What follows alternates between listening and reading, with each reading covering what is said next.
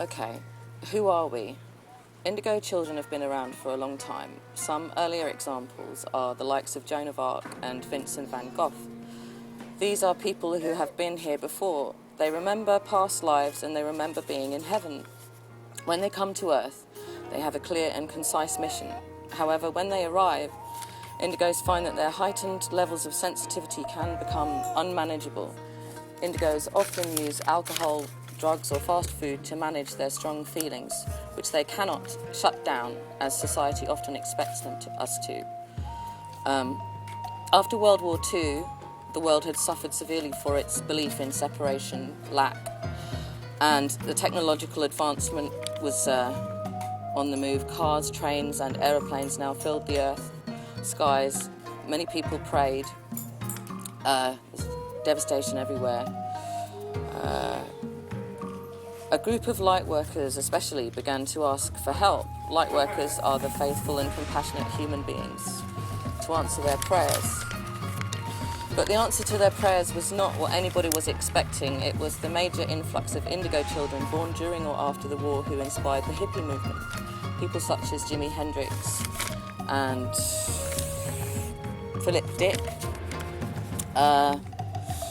Most of the earlier indigo children died young, as most were in fact very lonely people who inspired those around them but did not feel part of the scenes that they were the inspiration for.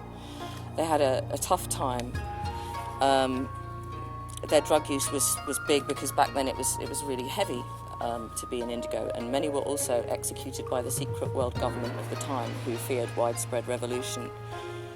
Indigos are often filled with a lot of rage, but despite this, unless circumstances get out of hand and they're not taken care of at the teenage years, which are the most important, and if their parents just tell them they're shit all the time and don't give them fresh fruit, vegetables, organic stuff that they like, and smoothies and natural stuff, then they can get out of hand, such as in the high school in Columbine.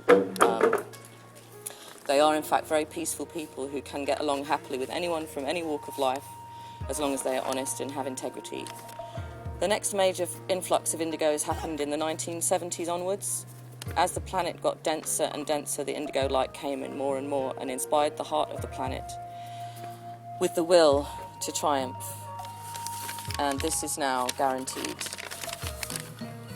that the indigo children are the new leaders, and it is their strength and their energy which can take us through to the next age, which is golden, and where the belief in separation and lack and the belief that there's not enough to go round and the panic is over, and everyone knows that there's plenty for everyone.